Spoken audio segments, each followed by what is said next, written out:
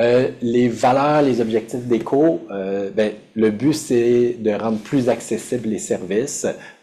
Donc, dans une philosophie, je dirais, plus d'une société plus juste, plus équitable. Donc, d'éviter d'avoir besoin d'être justement dans des centres spécialisés pour avoir accès à cette expertise. L'idée aussi de démocratiser les connaissances, donc que tout le monde, peu importe qu'on travaille en communautaire, en proximité ou en service spécialisé, qu'on puisse maximiser nos propres connaissances, nos propres talents pour offrir des soins optimaux. Philosophie, une valeur de confiance, de respect. Donc, c'est un aspect quand même assez familial qu'on tente de faire à ECHO. Puis, on veut justement que peu importe le niveau d'expérience, les gens se sentent ouverts à partager ce qu'ils pensent. Et puis, on a le droit de se tromper. C'est pas grave de pas avoir la bonne réponse. Puis, c'est vraiment de la co-construction. Donc, l'expertise, oui, il y a l'équipe ressources, mais il y a aussi toute l'expertise des différents partenaires, des différents participants.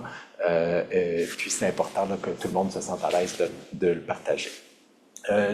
Excellence, responsabilité, c'est justement que chacun essaye de maximiser là, son potentiel, que ce soit au niveau individuel, que ce soit au niveau organisationnel, et puis qu'on essaye de contribuer au meilleur de nos capacités là, à desservir la population. Puis le côté joie de travailler, c'est d'essayer de le faire justement de façon quand même ludique. Donc, c'est des sujets souvent sérieux qui sont abordés, mais que ça peut être fait de façon quand même très conviviale et plutôt dans le plaisir, plutôt que ça soit lourd et fastidieux. C'est la répartition un peu des différents professionnels qui participent à ECHO. Donc, la majeure partie, il y a des travailleurs sociaux infirmiers, mais vous voyez que c'est extrêmement diversifié. Puis c'est une des richesses d'ECHO, justement. Donc, c'est que l'expertise est extrêmement large. Le niveau d'expérience aussi. Ça permet vraiment là, de brasser des idées, peu importe là, les situations cliniques qui sont présentes. Pratico-pratique, comment ça fonctionne? Donc, il y a 17 séances par groupe. C'est toujours le même lien Zoom qui est donné. Donc, une fois que vous l'avez, là, c'est possible de reprendre toujours le même. Là, c'est pas un lien par séance. C'est toujours les mardis de midi à 1h30, mais il y a 2 groupes dans lesquels vous allez être séparés. Donc aujourd'hui, là, c'était tout le monde ensemble, mais à partir de la semaine prochaine, ça va être le groupe A, puis l'autre semaine d'après, le groupe B. On se sépare en 2 groupes pour éviter qu'il y ait trop de monde à une seule séance et puis que tout le monde ait la chance là, de participer. Donc, votre participation à vous est faite de façon bimensuelle pour là, donc 2 fois par mois. La première séance, comme j'ai dit, là, c'est le 10 septembre là, qui est aujourd'hui, mais va être la semaine prochaine pour le groupe A, puis dans 2 semaines pour le groupe B, pour les premières séances où il y a des présentations de cas. Il y a une pause à Noël, puis une pause dans la semaine de relâche là, du mois de mars, parce que tout le monde est occupé à faire d'autres choses. Puis ça se termine à la fin du mois de mai, parce que souvent quand on approche de l'été, les vacances commencent, tout ça, ou les préparations de vacances arrivent, donc on sait que tout le monde a un petit peu moins de temps en ce moment-là. Comment ça fonctionne une séance? Donc tout le monde se connecte par Zoom, on prend 3-4 minutes au début pour donner des informations, vous souhaitez la bienvenue. Puis par la suite, il y a un des partenaires, un des participants qui présente un cas. C'est un cas pour lequel il y a un formulaire que vous allez avoir accès d'avance, qu'on vous demande d'avoir lu d'avance. Donc, la personne qui présente le cas ne va pas présenter tous les détails précis du cas, mais vraiment mettre l'emphase sur c'est quoi ses questionnements, c'est quoi ses problématiques, c'est quoi qu'il trouve difficile dans le cas. On lui donne une dizaine de minutes pour faire ça. Par la suite, il y a une portion qui est plus des demandes de clarification, donc où on va avoir un temps pour que les partenaires, les participants, donc vous, puissiez poser des questions qui permettent de mieux comprendre la situation clinique. Et par la suite, le hub, on essaye de changer le mot hub pour équipe ressources, là, qui parle un petit peu plus. Donc, l'équipe d'experts va eux aussi poser leurs questions, mais passe toujours après les participants. On se donne une vingtaine de minutes pour faire ça. Puis, on a le même fonctionnement par la suite pour les recommandations. Donc, on vous laisse d'abord vous mouiller pour essayer de dire qu'est-ce que vous feriez si vous étiez dans les souliers de l'équipe qui a présenté. Puis, par la suite, l'équipe ressources donne aussi ses recommandations. Il y a une petite synthèse qui est faite là, par le facilitateur, l'animateur, avant de passer à une capsule pédagogique qui dure une vingtaine de minutes. Puis on se garde quelques minutes à la fin là, pour clôturer, puis s'il y a des rappels à faire, avoir le temps de le faire. Donc, ce qui donne à peu près 1 heure et demie. On essaye vraiment de commencer à l'heure, donc de commencer à midi. Donc, si vous êtes capable d'être le plus possible à l'heure. Puis, on met la capsule à la fin parce qu'on sait que des fois, il y a des gens qui ont, avec les obligations cliniques, tout ça, doivent partir un peu avant la fin. Puis, la capsule, c'est possible de les rattraper en différé par la suite. Là, habituellement, sont soit enregistrés, soit vous avez accès au PowerPoint là, après les capsules. Les présentations de cas, donc le type de cas peut être très variable. Vous allez voir que dans certaines séances, c'est des cas extrêmement compliqués, qui ont déjà eu accès à des ressources spécialisées, qui se retrouvent vraiment dans des situations d'impasse. Puis c'est très correct de présenter ces cas-là, mais ça serait aussi possible de présenter des cas qui ont une problématique de santé mentale, de consommation, mais qui représentent une difficulté pour vous ou un questionnement sans être une situation extrêmement difficile. Donc, ça pourrait être de dire, ben moi, je sais que j'ai de la misère avec les gens qui sont pas prêts à changer leur consommation. Je voudrais plus de stratégie là-dessus, mais c'est pas nécessairement le cas le plus complexe que j'ai vu de ma carrière. Puis c'est très correct de présenter ces cas-là un peu moins compliqués. Ça permet des fois d'aller plus dans le détail de c'est quoi le type d'intervention que vous pouvez faire, comment vous pouvez les faire. Donc, ces types de cas-là, gênez-vous pas, là, c'est pas obligé d'être le pire cas de votre carrière. Là. Ce qu'on veut, c'est que ça soulève un questionnement puis qu'on puisse prendre la séance pour en discuter. Une fois que vous choisissez un cas que vous voulez présenter, il y a déjà une certaine réflexion qui se fait pendant que vous complétez le formulaire. Puis, il y a des recommandations qui sont données à la fin des séances. Il y a un résumé écrit des recommandations qui sont faites. Je vais vous montrer un exemple par la suite. On vous laisse le choix d'impliquer le patient dans le processus. C'est pas une obligation, mais souvent on vous le recommande. Donc, si vous pouvez en discuter d'avance avec lui, de dire je vais présenter votre situation à la séance éco, puis c'est possible de discuter des recommandations qui ont été faites avec eux. La même chose pour les membres de votre équipe. Donc, idéalement, si eux sont disponibles, vous pouvez leur demander si vous êtes inscrit à ECHO, mais que vous travaillez avec différents médecins et autres professionnels, s'ils veulent se joindre à vous spécifiquement pour la séance où vous présentez un cas, ils sont le bienvenu. Puis ça enrichit, je dirais, un peu les échanges, parce que si jamais il y a des questions de clarification auxquelles vous n'avez pas la réponse, peut-être qu'un des membres de votre équipe l'a. Donc, ça bonifie vraiment le tout. Puis, pour les cas, en fait, la façon que ça fonctionne, dès que vous voulez présenter un cas, vous envoyez un courriel à Jane. Jane, j'imagine que tu vas remettre le courriel dans le chat. Et puis, elle va vous envoyer là, le formulaire à compléter. Vous allez voir, le formulaire a pas mal de sections parce qu'on veut essayer d'avoir le plus d'informations possible. Par contre, on ne demande pas nécessairement que vous remplissiez un roman. C'est tout à fait possible de le remplir en point form pour là. Puis si jamais il y a une section sur laquelle vous n'avez pas l'information puis que vous n'êtes pas capable de la trouver, c'est correct aussi. Puis, des fois, ça peut faire, même dans les recommandations, on va parler de comment est-ce que vous pouvez faire pour avoir cette information-là, si elle est pertinente. Peut-être qu'on peut montrer l'exemple de recommandation, Jane, pour vous donner une idée. Donc, les recommandations, tu peux les mettre, mais je vais enlever le partage d'écran. Puis Jane va partager l'écran là pour les recommandations. Ces recommandations, depuis l'année passée, on les envoie à tout le monde. Donc, tous les participants d'ECHO qui ont vu la clinique reçoivent aussi ces recommandations. Donc, ça peut être un aide mémoire. On les envoie à tous, entre autres parce que des fois, il y a certaines situations cliniques qui peuvent vous faire penser au cas qui a été présenté, et puis vous pouvez les avoir comme outil de référence. La façon que c'est structuré, c'est qu'il y a toujours un petit résumé là, que vous voyez en ce moment, là, que je ne lirai pas en tant que tel, qui résume les principaux enjeux, les principaux défis qu'il y avait, puis qui est plus sur la philosophie de l'orientation à prendre. Puis par la suite, il y a des recommandations plus spécifiques qui sont séparées en recommandations biologiques, où on va donner des fois des détails, même s'il y a certains traitements qui ont été suggérés de comment est-ce qu'on peut le débuter, c'est quoi les évidences qu'il y a sur le sujet. Puis ensuite de ça, des recommandations plus psychosociales qui vont être individualisées. Donc, il y a des fois même des exemples de verbatim que vous pouvez utiliser, puis qu'on essaye donc oui, donner la recommandation, mais de montrer comment elle est adaptée à la situation clinique qui a été présentée. On met aussi dans ces recommandations certaines ressources pour aller un petit peu plus loin. Et la dernière section, c'est la section recommandations plus administrative. Donc, il y a des références de demande, de la liaison à faire qui est mise. Puis, à chaque fin de recommandation, on invite aussi là, les gens, une fois que vous avez présenté un cas, de pouvoir prévoir un suivi de qu'est-ce que ça a donné ces recommandations-là. Donc, souvent, ça prend quelques mois quand même là, de les mettre en place.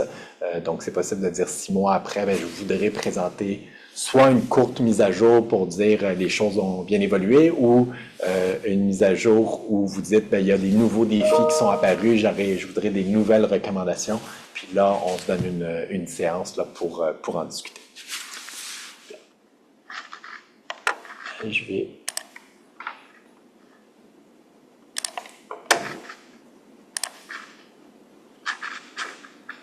Donc, normalement, vous devriez revoir la présentation. Pour les capsules pédagogiques qui durent une vingtaine de minutes, la façon qu'on choisit les thèmes, c'est vraiment selon les commentaires qu'on a eus des années précédentes. Donc, les thèmes qui sont déjà prévus d'avance cette année sont vraiment en fonction de ce qu'on a eu des cohortes d'écho précédentes. Au fil des années, une des adaptations qu'on a fait, c'est qu'on essaye de demander aux présentateurs de les rendre le plus pratico-pratique possible. Donc, c'est pas possible en une vingtaine de minutes de couvrir l'ensemble d'un sujet ou d'une pathologie. Ce qu'on veut, c'est que vous ayez quelques outils clés que vous pouvez utiliser avec ces populations-là dans votre pratique de tous les jours. Si vous avez des idées de thèmes ou si vous voyez, ça fait quelques séances écho qu'on entend parler de ça, on voudrait en entendre parler davantage, c'est possible, après chaque séance écho, il y a un formulaire d'évaluation de la séance, c'est possible de mettre ces recommandations-là par écrit pour là. Puis si vous-même, vous avez une expertise dans un domaine précis que vous pensez qui serait intéressant pour vous de faire une capsule, c'est aussi possible d'écrire à Jane pour vous proposer si vous le souhaitez. Au fil des années, on a quand même une banque de capsules qui a été faite. Les premières années d'écho ont donné des capsules un petit peu plus générales aussi, donc psychiatrie 101, addiction 101, la distinction entre les troubles psychotiques induits et vices primaires. Puis, tranquillement, on essaye de toucher à des sujets un petit peu plus pointus ou un petit peu plus expérientiels. Ces sujets de capsules qui ont été donnés dans le passé ont des fortes chances d'intéresser certains d'entre vous. Donc, elles sont disponibles. Il y en a plusieurs qui ont été enregistrées et qui sont disponibles via le lien là, qui est dans la présentation. Donc, si vous voulez aller les voir d'avance, c'est possible. Puis ça peut arriver aussi dans les séances qu'on vous dit, par exemple, on va parler à la prochaine capsule de tel aspect de l'entretien motivationnel. Si vous ne savez pas du tout c'est quoi l'entretien motivationnel, peut-être aller voir les capsules antérieures pour vous familiariser avec ça. Donc, vous avez cette banque là, de capsules là, qui va être accessible également. La participation aux séances, je vous ai parlé tout à l'heure du projet de recherche, on commence tranquillement à avoir un peu plus de recul, puis on voit vraiment un gain lorsque les gens participent activement aux séances et à plusieurs séances.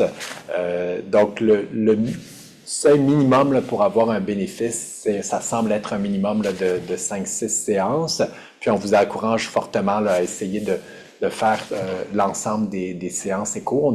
On est conscient qu'avec les obligations, tout ça, c'est possible d'en manquer de temps en temps, mais plus vous participez, plus vous êtes présent, plus vous allez en bénéficier.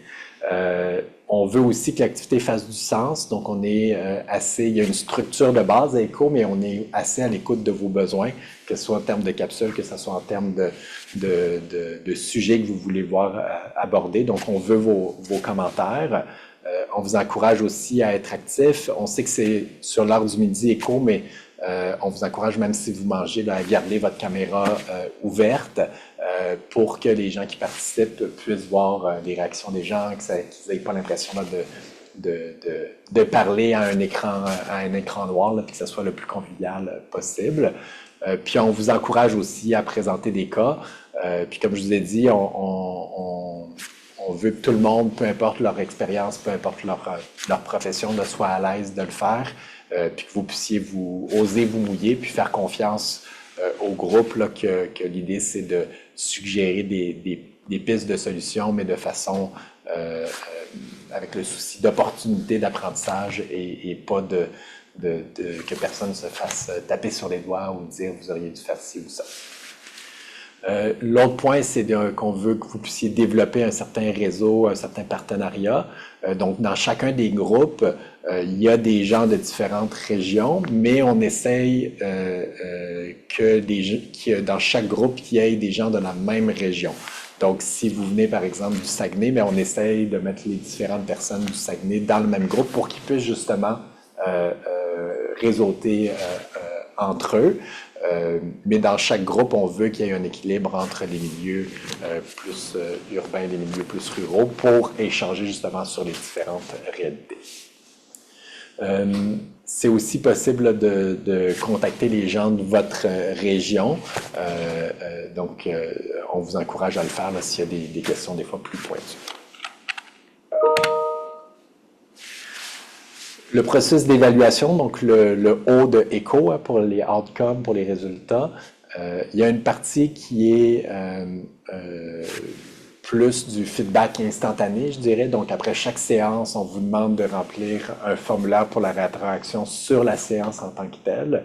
C'est aussi une exigence des accréditateurs pour la formation continue, qu'à chaque fois qu'il y a une séance de formation, il faut avoir ce feedback-là immédiat. Et 2 fois par année, on vous demande aussi de remplir un questionnaire ECHO qui est un petit peu plus long, qui permet de voir où vous en êtes en pré-ECHO puis après le programme. Il y a une portion auto-évaluation de vos apprentissages, des impacts que ça a dans votre pratique. On essaie de vous donner une rétroaction personnalisée sur le questionnaire. Il y a des questions plus théoriques. Puis, une des nouveautés cette année, c'est qu'on va être en mesure à la fin lors de la dernière séance, de donner aussi les réponses et puis un petit peu de feedback sur ce questionnaire-là de connaissances. C'est important aussi pour l'amélioration continue du programme. Donc, à chaque année, on fait des petits changements selon ce qui a été amené. Puis, c'est aussi très important pour justifier aux gens qui nous financent de continuer à nous financer.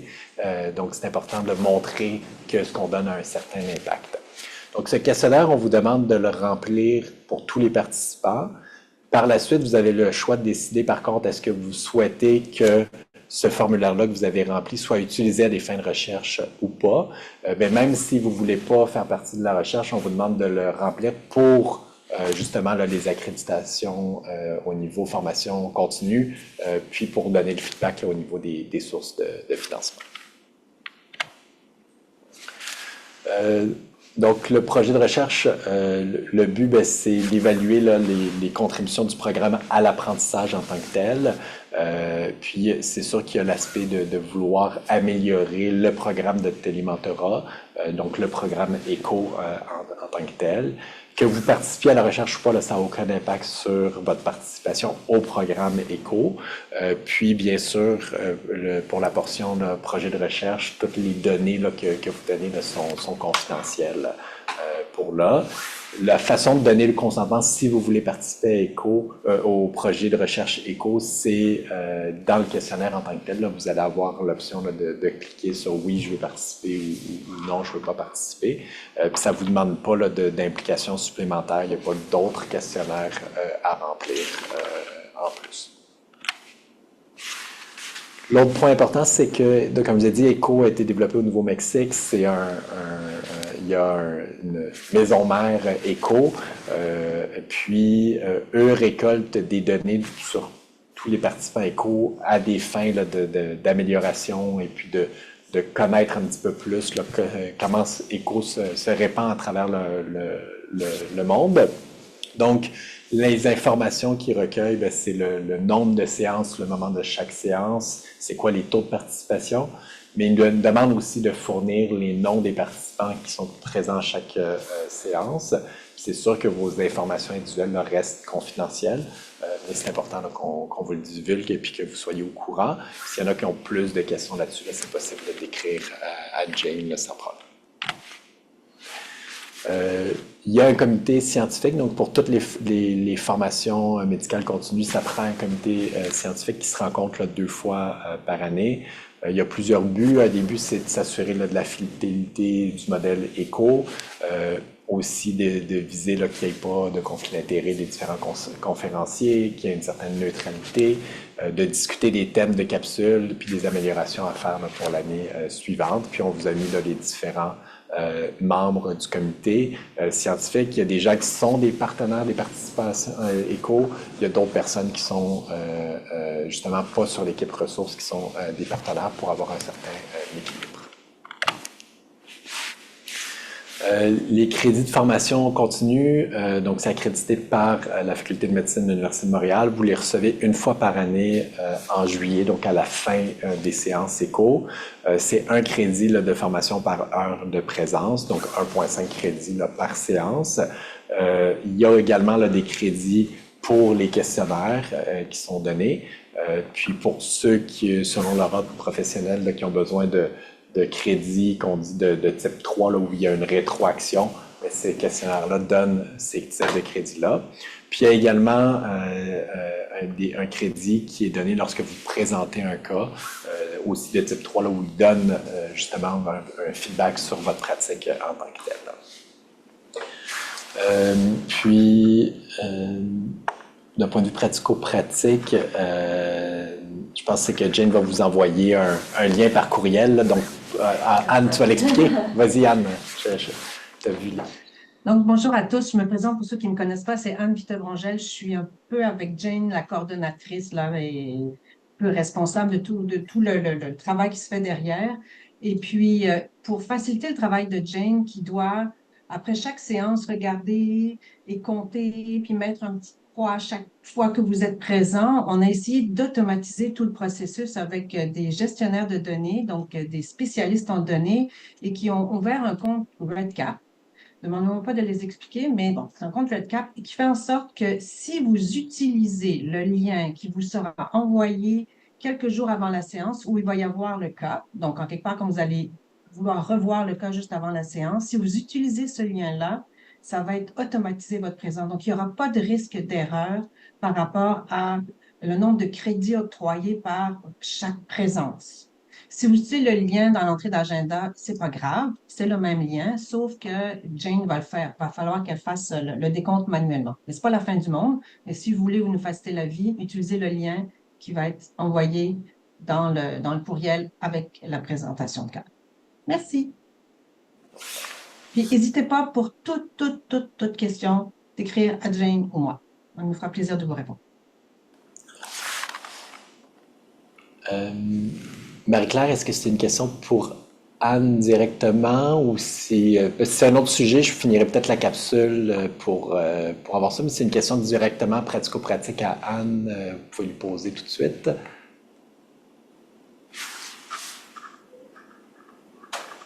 Marie-Claire semble avoir baissé sa main, donc c'était peut-être juste un accrochage de bouton pour ça. Le portail documentaire, donc il y a un portail où il y a différentes informations qui est mis après chaque séance écho. Donc il y a des documents en lien directement avec la discussion de cas. Donc tout à l'heure, quand j'ai montré les recommandations, vous avez vu que des fois il y avait certaines références qui étaient mises, mais vous allez retrouver là, ces références-là sur le portail écho. On met aussi certaines lignes directrices sur différents sujets en tant que tels. Et puis, il y a des fois des articles un peu plus pointus qui sont mis aussi. Si vous voulez rester à l'affût des derniers développements, il y a la possibilité de s'inscrire à une veille scientifique puis une veille médiatique où les bibliothécaires font une revue là, à chaque mois des nouveautés en troubles concomitants et puis vous envoie la liste des articles pertinents. Donc, ça peut vous sauver quand même pas mal de temps. Le lien est en dessous là, pour ceux que ça intéresse. Comme je vous ai mentionné, à chaque année, on essaye de s'améliorer, donc de faire des petites modifications. Dans les commentaires qui revenaient au fil des dernières années, c'est que dans le modèle de base d'écho, à chaque début de séance, on demande à certains partenaires, à certains participants de se présenter, de dire leur nom, de dire d'où ils viennent. Étant donné que les groupes sont quand même assez volumineux, mais ça prend rapidement pas mal de temps. Puis, on veut essayer de maximiser le temps de discussion en tant que tel. Donc, c'est une étape qu'on va sauter. Donc, on ne vous demandera plus là, dans les premières séances de vous présenter en début de séance. Par contre, ce qu'on va vous demander, c'est qu'au moment où vous posez une question ou demandez ou vous voulez faire des recommandations, de dire votre nom, mais aussi c'est quoi votre profession, dans quel coin vous travaillez. Parce qu'il y a certaines recommandations que si vous venez par exemple de la même région de la personne puis que vous parlez de telle ressource, c'est pertinent que la personne sache là, que vous n'êtes pas trop loin d'eux ou dans une réalité différente. Ensuite de ça, on va aussi au début vous faire des petits rappels sur le fonctionnement, mais assez rapidement quand on va voir que vous êtes rodé puis que vous savez ouvrir votre micro, quand parler, quand poser les questions, bien, on va essayer d'enlever ces rappels-là pour gagner un petit peu de temps. Et on va essayer aussi, pour s'assurer de bien répondre aux questions qui sont posées par le présentateur, de remettre à l'écran au moment où on fait les recommandations, les questions qui ont été posées. Comme je l'ai mentionné tout à l'heure, il y a des fois des cas très complexes qui étaient présentés, puis où il y a des recommandations assez larges. Puis, des fois, les gens partaient sur certaines recommandations, ce qui est très correct de ne pas s'en tenir uniquement aux questions, mais où on oublie un petit peu de répondre de façon précise à la question qui était posée. Donc, c'est une correction qu'on veut essayer là, d'offrir et puis qu'on voudra votre feedback pour voir si c'est aidant ou pas. L'autre chose, c'est que dans le document de recommandation, de la même façon, on va rajouter une section où on remet les questions que vous aviez posées plus spécifiquement et puis de s'assurer d'y répondre dans les recommandations écrites pour s'assurer que vous ayez la réponse à votre question. On va essayer aussi, au niveau des membres de l'équipe ressources, qui est le nouveau terme pour les membres du Hub, qu'il y ait un petit peu plus de stabilité par groupe. Donc, dans les dernières années, les membres de l'équipe ressources se séparaient les groupes, mais de façon indifférenciée. Donc, par exemple, moi, je pouvais faire 3 fois le groupe A, puis après ça, pas avoir le groupe A pendant plusieurs séances, puis faire le groupe B. Pour essayer qu'il y ait un petit peu plus de cohésion puis que ça soit plus facile de faire des liens entre chaque séance, de faire des rappels sur oui, bien, si on en avait parlé il y a 2 séances en tant que tel, on va essayer dans la mesure du possible que l'équipe ressources soit un petit peu plus stable pour chacun des groupes. Puis finalement, pour augmenter aussi ce fil conducteur-là, on va essayer de mettre l'emphase sur faire des liens entre les différentes séances en tant que telles. Puis quand il y a des enjeux communs qui reviennent séance après séance, de prendre un petit peu plus de temps d'en discuter sur justement comment est-ce qu'on peut bonifier les traitements, que ce soit les intégrer un petit peu mieux, pour que de votre côté, vous voyez un petit peu plus de bénéfices à venir à toutes les séances de suite. Donc d'essayer qu'il y ait un peu plus de liaison entre les différentes séances en tant que telles. Toujours dans cette idée-là, pas dans toutes les capsules pédagogiques, mais dans certaines capsules pédagogiques, à la fin des capsules, ça se peut qu'on vous propose d'essayer quelque chose. Donc, si c'est une capsule, par exemple, sur l'entretien motivationnel qui explore, Anne avait déjà présenté sur les valeurs, par exemple, on va vous proposer, essayez peut-être de le faire d'ici à la prochaine séance, puis que si dans des cas, ça s'y porte, mais qu'on ressoulève cette question-là. Les capsules pédagogiques, comme on sauve un petit peu de temps au début, hein, vous avez vu là, qu'on mettait 25 minutes pour les capsules plutôt que 20 minutes, on va aussi pour garder les gens un petit peu alertes, puis aider aussi le présentateur à savoir quel niveau les gens ont même avant là, la capsule. On va demander au présentateur, quand ça s'y porte, de faire 3 questions que vous allez pouvoir répondre en live, à choix multiples, et puis que le présentateur va avoir là, les pourcentages de bonnes et de mauvaises réponses, qui va permettre vous de voir est-ce que la capsule vous aide à répondre à ces questions-là, mais aussi au présentateur de savoir quelle proportion a déjà certaines connaissances ou pas. Puis à la fin de la capsule, on va remettre le quiz, puis là, on espère que la grande majorité des gens auront des bonnes réponses. Anne, est-ce que j'ai oublié des nouveautés ou j'ai fait le tour de tout? Ça va? Parfait. Je les ai déjà un peu mentionnés au niveau des bénéfices pour les partenaires. Quand on dit partenaire, c'est les participants, c'est vous, c'est le jargon éco. Donc c'est ça, c'est une formation qui est gratuite et qui est reconnue, qui est accréditée. Vous avez accès à un groupe de spécialistes, mais aussi à des pairs. Et puis ça, c'est assez précieux, à des pairs qui ont leur expérience. Puis des fois, on se retrouve dans des situations très similaires aux vôtres. Il y a les recommandations écrites qui sont quand même très aidantes, puis qui peuvent des fois être ressorties même là, quelques mois après, là, quand on se retrouve avec la même personne devant une nouvelle situation d'impasse.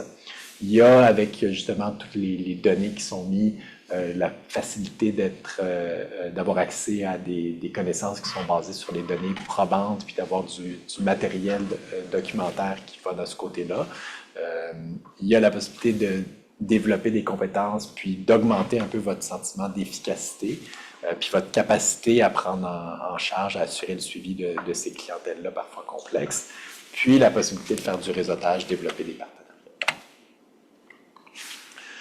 C'est difficile de faire un éco sans sous, donc ça prend un peu d'argent. Au niveau des gens qui soutiennent éco, il y a principalement le ministère qui a décidé de soutenir via le CCTC éco, le CHUM, puis le Centre d'expertise en troubles concomitants, puis la Fondation du CHUM offre également un soutien. Je pense qu'il manque une diapo, Anne, pour... parce que je pense qu'il y a un soutien de RBC aussi, qui est peut-être plus pour... Non, RBC, c'est pour Éco-Jeunesse. D'avoir ça. Mais bon, vous le saurez aussi là, que RBC, via leur fondation, là, aide à financer aussi une portion du éco, mais plus du éco-jeunesse. Je pense que là, je vais passer la parole. Anne, est-ce qu'il est là? Je sais pas. François-Olivier. Oui, ouais, je suis là. Donc, je te cède la parole. Veux-tu que je bouge les slides? Ça va peut-être être plus facile que de changer de partage d'écran. Oui, si tu peux. Je pense qu'il y en a juste 3, là, donc c'est Parfait. pas trop complexe. Ben, merci. Bonjour tout le monde. Je m'appelle François-Olivier Hébert. Je suis associé de recherche au Centre de recherche du CHUM au laboratoire de Didier Jutra-Aswad. Puis je suis aussi là, impliqué comme rédacteur scientifique au CECTC.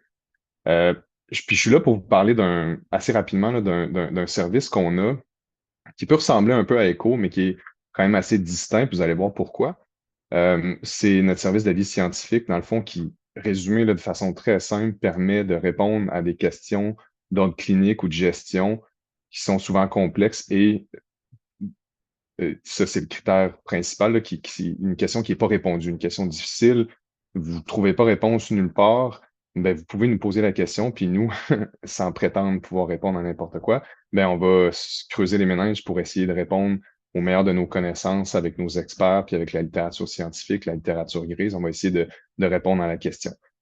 C'est un service qui est différent, distinct d'Echo dans la mesure où c'est pas des cas cliniques spécifiques d'une personne en particulier. Ça peut représenter, par exemple, un cas typique que la personne clinicienne ou gestionnaire rencontre dans sa pratique de façon générale. Mettons, j'ai souvent des gens qui ont telle caractéristique, puis qui se retrouvent dans telle situation, puis là, on ne sait pas trop quoi faire. C'est dur d'avoir la réponse en allant chercher dans la littérature scientifique. Il n'y a pas comme 1 ou 2 articles qui nous disent voici la réponse à mes questions. Donc, vous nous posez la question. Nous, on fait appel à toute une banque d'experts. Là, on a plus d'une 60aine d'experts qui sont là d'horizons professionnels assez variés, qui peuvent finalement mettre leur cerveau en commun avec nous pour faire une réponse, disons, colligée, cohérente, là, on espère le plus possible intelligible, qui va vous permettre d'apporter des réponses à vos questions qui sont sans réponse. Le processus est assez simple, donc vous posez la question à travers notre plateforme en ligne. Nous, on confirme l'éligibilité de notre côté, à savoir si c'est vraiment une question qui touche les troubles concomitants. C'est quand même assez important, évidemment, puisqu'on est un centre d'expertise en troubles concomitants, il faut que ça soit sur ce sujet-là. Puis ensuite, si c'est admissible, on fait appel là, à notre banque de personnes spécialistes. On répond à la question avec un délai qui peut être variable. Il y a certains avis, certaines questions qui sont plus complexes que d'autres, donc forcément, ça va amener des réponses qui peuvent prendre un peu plus de temps, mais c'est quand même assez rapide d'habitude. Et puis, on vous envoie la réponse sous forme de documents PDF étayés avec la littérature scientifique citée. Et puis, après, ben, on vous demande gentiment d'évaluer le processus et puis de nous donner votre rétroaction à savoir si ça a été utile, puis ce qu'on peut améliorer. Donc là, je pense que tu pourrais peut-être changer de diapo, s'il te plaît. Ben, c'est ça, OK. Fait que ça, c'est les avis scientifiques qui ont été rédigés puis libérés dans la jungle publique jusqu'à présent. Donc, ça vous donne un peu une idée là, du genre de questions qu'on peut avoir. La première de toutes était, bon, une question classique qu'on entend souvent, puis les gens, tu sais, ça, c'est revenu souvent, fait que c'est cool qu'on ait pu faire un avis sur ça, mais tu sais, les gens qui vivent avec un TDAH puis qui consomment du cannabis, qu'est-ce que ça fait? Ben, il n'y avait pas vraiment de réponse à ça.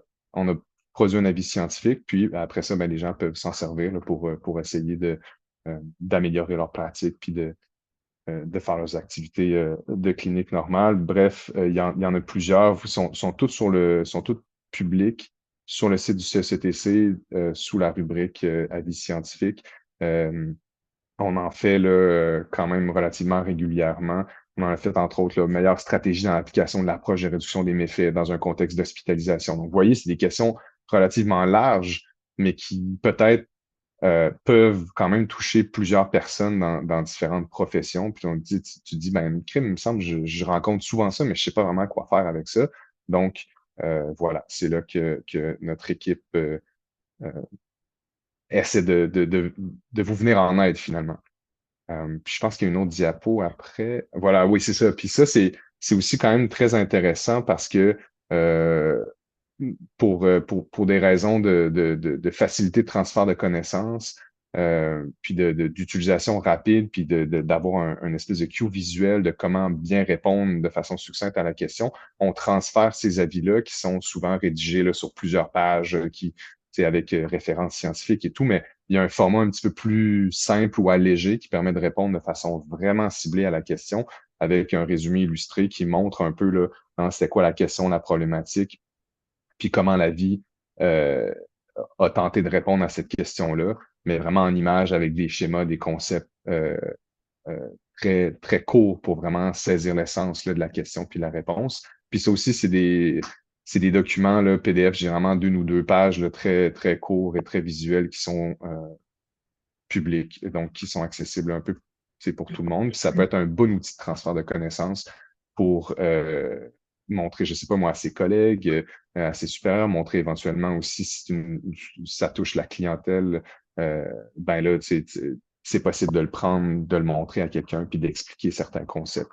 Donc, différents outils comme ça pour juste essayer de rendre le travail de clinique ou de gestion plus efficace, puis pour évidemment, éventuellement, mieux venir en aide à la population qui est desservie par la communauté clinicienne. Merci François. Il y a une question.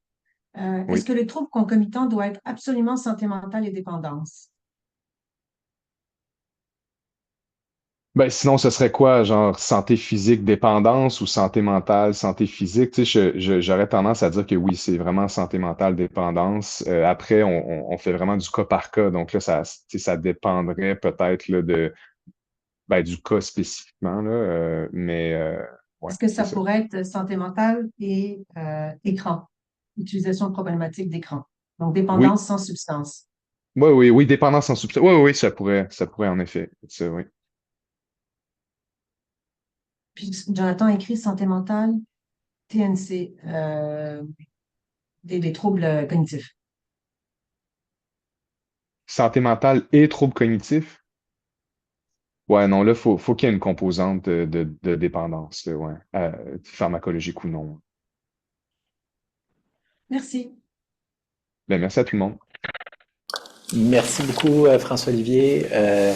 On va dans quelques minutes là, passer au sous-groupe, mais j'ai oublié au début là, le CCDC organise une journée scientifique à chaque année et cette année c'est au mois de novembre. Jane, le 28 novembre, donc Jane va vous envoyer les informations. Puis la thématique, on l'a déjà, hein, je pense, que la thématique, c'est la réduction des risques, la réduction des méfaits. La journée scientifique, habituellement, se veut d'avoir un regard un petit peu plus macro sur les problématiques et puis ça s'adresse habituellement autant aux gestionnaires qu'aux cliniciens. Donc, Jane va vous mettre le lien là, s'il y en a qui souhaitent s'inscrire pour là. Donc, on va passer, à moins qu'il y ait des questions très pratico-pratiques sur ce que j'ai présenté, on passerait à la répartition en petits groupes où vous allez avoir la chance vous présenter un peu, mais aussi s'il y a des questionnements, des craintes, des angoisses, d'échanger, autant pour les gens qui sont des nouveaux partenaires que pour des gens qui sont des anciens partenaires. Donc, s'il n'y avait pas de questions, j'ai pas tout suivi le chat. Je sais pas, Anne, si j'ai manqué les choses. C'est bon. Donc, on va se séparer. Jane nous sépare en petits groupes.